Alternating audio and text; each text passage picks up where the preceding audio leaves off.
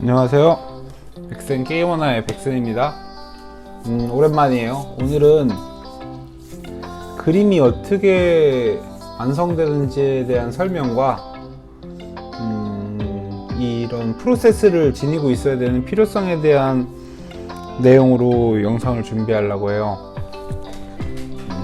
일단 뭐 말이 필요 없고 바로 설명으로 들어가 보죠. 일단 첫 번째 그림은 요즘 좀 인기 많은 게임인데 블루 아카이브 스타일의 그 미소녀 그림과 그 그림의 컬러링 방식에 대한 설명이에요. 이제 사람마다 이제 다르긴 한데 저 같은 경우는 이렇게 많이 그리는 편이에요. 이런 류의 그림은 물론 이제 다른 스타일의 그림을 그릴 때는 뭐 프로세스가 바뀌긴 하죠. 근데 개념은 비슷해요. 자, 이제 이렇게 간단한 러프를 이렇게 던지는 거죠. 뭐 이런 졸라맨 같은 뼈대를 이용해서 던지기도 하고 중간중간에 도형을 넣기도 하고 아니면 이 과정과 이거 도형 과정을 아예 따로따로 탄탄하게 잡아가면서 하기도 하고 여기서 조금 더 인체를 디테일을 잡아주는 경우도 있고 상황에 따라 하는 편이에요. 근데 이제 이건 좀 가볍게 그린다 생각하고 그린 거라 많이 압축이 됐죠. 그다음에 이제 간단한 머리는 어떤 스타일로 할 건지 디자인은 어떻게 뺄 건지 무난한 교복이에요. 뭐 디자인이랄 것도 사실 없는데 근데 이렇게 오히려 디자인이 없는 그림이 더 어려운 경우도 있어요. 그냥 잘 그리는 걸로 승부를 봐야 되니까. 그래서 이런 식으로 이제 우리가 이제 러프가 나와야 돼요. 이게 뭐 다양한 방식이 있지만 러프라는 개념이 그러니까 이렇게 상대방한테 내가 이런 걸 그릴 거다라는 전달 정도면 되는 거예요. 뭐 그 이상 퀄리티를 올리는 건 좀 무의미하죠. 언제 파기될지 모르는 상태니까. 그리고 이런 러프가 있으면 이런 러프를 근거로 이제 우리는 이렇게 스케치를 하는 거예요. 정교하게. 이게 선을 딴다고 보통 표현을 하죠. 요거를 보면 이제 이거를 근거로 이렇게 선이 따졌다. 이건 거죠. 그러니까 여기 상태에서 동의를 구하는 거죠. 이게 1이라면 뭐 우리 이를 준 쪽에서 생각하는 게 이런 느낌이냐 저런 느낌이냐에 대한 이야기를 여기서 마치고 그거에 대한 이제 확정이 나면 이렇게 선을 딴다. 여기서 이제 또 우리가 색을 지정을 하죠. 이렇게 색을 지정을 해요. 근데 이 색 지정 같은 경우도 이제 이건 어차피 제가 외주 작업물로 하는 게 아니고 이거는 그냥 제 개인 작업물이니까 그냥 제 마음대로 진행을 하는 거죠. 근데 이게 보통 이런 색 종류가 한 3개, 많게는 4, 5개 이상 그렇게 색을 또 나열을 해서 보내줘야 돼요. 그러니까 우리 일을 준 쪽에서 생각하는 게 이런 색인지 저런 색인지에 대한 또 컨펌을 받아야 되는 거죠. 그리고 이제 이걸 근거로 렌더링을 걸어요. 빛을 이렇게 빛 흐름을 이렇게 잡겠다라는 거죠. 여기서 이제 우리가 생각할 수 있는 거는 뭐 표현의 자유라고도 저는 생각을 하는데 우리가 일본에서 많이 이제 하는 컬러링 방식인데 미소녀에서 셀 방식이라고 하죠. 근데 이런 것도 이렇게 그라데이션을 이렇게 풀어서 자연스러움을 추구하는 방법도 있는가 하면은 그냥 되게 명쾌하게 이렇게 빛을 딱 때려 넣어서 가독성을 잡는 방법도 있는 거예요. 그러니까 이거는 뭐가 잘 그렸다 못 그렸다의 영역이 아니고 그냥 스타일의 차이라고 보면 돼요. 취향의 차이일 수 있는 거예요. 이런 느낌이 좋을 수도 있고 이런 느낌이 좋을 수도 있고 머리카락도 마찬가지죠. 근데 저는 이건 머리카락은 그러니까 캐주얼 그림에서는 또 생략하는 게 매력이 될 수도 있어서 꽤 많은 생략이 들어간 상태고요. 근데 이런 면을 본다라는 개념은 이런 식으로 지니고 이제 표현을 하는 거죠. 어떤 표현을 하든 그라데이션을 치든 이렇게 면을 선명하게 보이게 하든 이걸 근거로 했으면 저마다 이제 방식이 있는데 이제 색을 이대로 두면 이 자체도 이제 뭐 깔끔하고 뭐 괜찮다 생각할 수 있지만 이 자체가 주는 단점은 색이 단조롭다예요. 그래서 이제 색 변화를 이제 도모하는 거죠. 여기서 이렇게 색 변화를 이런 식으로 주는 거예요. 더 많이 줘보기도 하고 내가 원하는 색을 이 작업에서 많이 끌어올리는 거죠. 여기서도 만약에 안 되면 뭐 다른 레이어도 추가해서 써도 상관없어요. 근데 목적을 확실하게 짚고 넘어가야 되는 거예요. 내가 이 레이어를 왜 쓰는지. 여기서 이제 하이라이트를 찍고 뭐 그런다라는 개념보다는 이 덩어리를 한 번 더 다듬어 준다에 가깝죠. 덩어리를 조금 더 부각되게 돌아가는 부분 좀 눌러주고, 그러니까 터치감을 남기는 목적이 아닌 거예요. 그냥 이게 크게 더 입체감 있게 돌리는 목적인 거죠, 이 그림 자체를. 그리고 이제 되게 심플한 방법인데, 그림이 워낙 심플해서 이제 이쁜 그림이니까 블루 아카이브라는 스타일 자체가 이제 노멀에서 바로 정리가 들어가는 거예요. 이런 식으로 그냥 완성도가 딱 하고 올라가죠. 근데 이게 올라가는 이유가 이 아래에 이 과정이 탄탄하게 잡혀 있어서 올라가는 거예요. 보면 여기서 하는 일은 사실 별거 없어요. 이런 식이에요. 그러니까 이게 왜 중요하냐면 이 노동력이 적어야 그림을 빨리 완성해요. 그러니까 근데 그림에 대한 프로세스가 안 잡혀 있는 사람일수록 요때 엄청 많이 터치를 넣고 엄청 많이 그리게 돼요. 그러면 이제 이게 비효율적인 그림을 그리는 방식인 거죠. 그러니까 내가 그림을 끌고 가는 게 아니고 내가 그림한테 끌려가는 느낌인 거죠.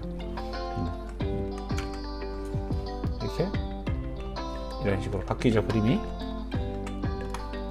그리고 이 녀석의 완성은 이렇게 되는 겁니다. 뭐 이제 개인작이다 보니까 뭐 제 취향을 반영해서 조금 더 건드리는 거죠. 근데 근본적인 이제 큰 변화는 없죠. 이 분위기를 유지하면서 가는 거죠. 여기 연출빛 같은 거 좀 더 추가해 준 건 있고, 보면 이제 다시 처음으로 돌아가서 다 꺼버리고 보면 이 녀석이 이렇게 완성되었다가 되는 거예요. 그러니까 얘랑 이질감이 없는 거죠. 이렇게 이어지는 거죠.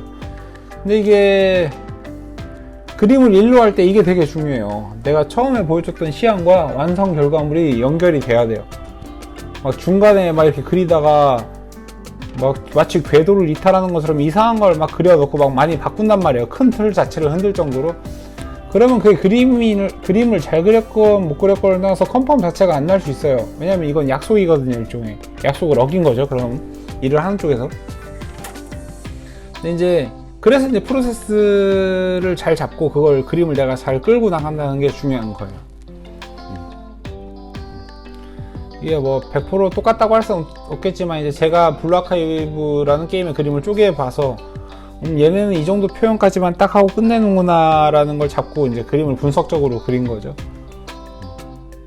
자, 그리고 이제 또 다른 걸 예제로 한번 또 보여드릴 건데, 이것도 마찬가지예요. 이거는